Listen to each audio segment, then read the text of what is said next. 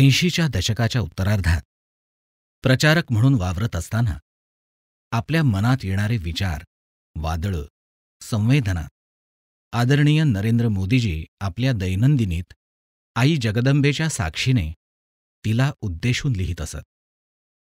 त्यात आदरणीय मोदीजींच्या त्यावेळच्या मनोरचनेचं नितळ दर्शन आपल्याला घडतं. त्या आई जगदंबेशी झालेल्या मनोज्ञ वार्तालापातील हा एक मोती. आई जगदंबेशी हितगुज. मूळ लेखन आदरणीय नरेंद्र मोदीजी. मराठी अनुवाद आणि अभिवाचन राजेंद्र वैशंपायन. एषः पंथाः. जगज्जननी आईच्या श्रीचरणांवर साष्टांग प्रणिपात. सकाळ संध्याकाळ कितीतरी लोकांना बघण्याच्या, जाणण्याच्या, भेटण्याच्या संधी मिळत असतात. पण मानवी मन प्राप्त व्हावं अशी अभिलाषा आहे.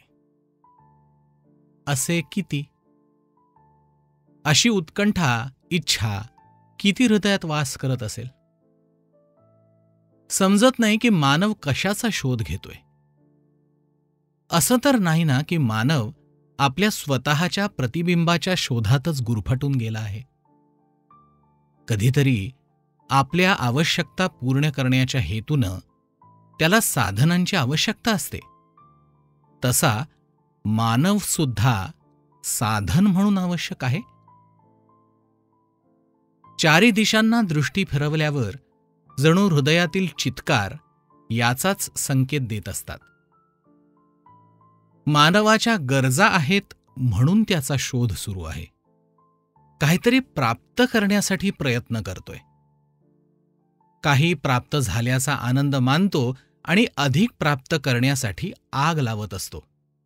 आणि हे चक्र चालतच राहतं.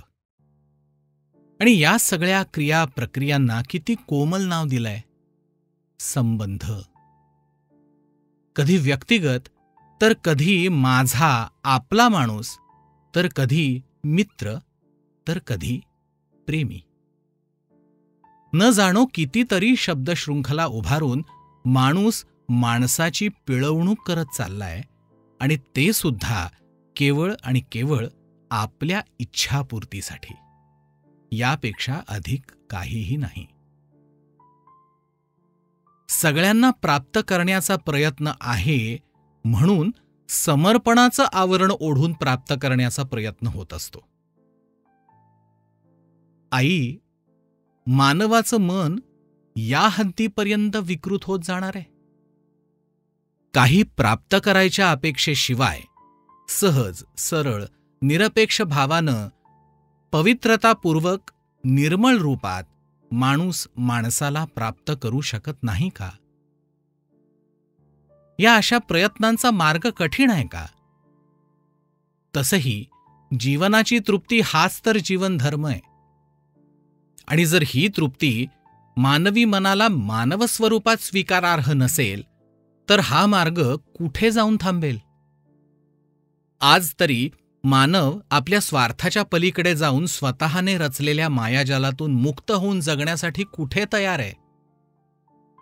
जीवनातील उपयोगितावादापासून दूर जाऊन जीवन जगण्याचा आनंद नाहीच आहे का? जर असं असेल तर मानवामध्ये आपल्या आयुष्याच्या उत्तरार्धात धर्मजीवनाची अशी अभिलाषा का उत्पन्न होते? असं तर नाही की जीवनभर आपलेपणाला अभंग ठेवण्यासाठी, आपल्या कल्पित सृष्टीला साकार करण्यासाठी, स्वतःच्या इच्छित स्वप्नांना साकार करण्यासाठी मोठ्या मोठ्या शब्दांचं मायाजाल निर्माण करून जे काही प्रयत्न केले असतील त्या सर्वांच्या मुळाशी मी ला सांभाळून ठेवण्यासाठी भिन्न भिन्न आणि अनेकविध देखावे निर्माण केले असतील. देण्याच्या नावावरही केवळ भोगण्याशिवाय इतर काहीही केलेलं नसेल. म्हणूनच तर जीवनाच्या अंतकाळी धर्माच्या आधाराने आपल्या बचावाचे उपाय शोधावे लागतील.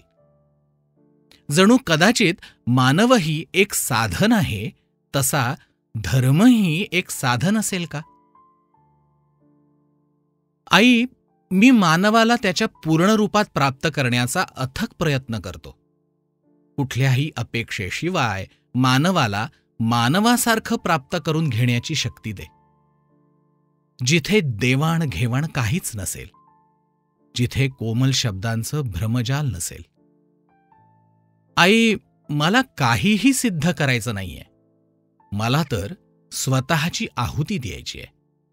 जीवनाची उंची प्राप्त करण्याच्या प्रयत्नात हाच माझा एकमेव मार्ग आहे.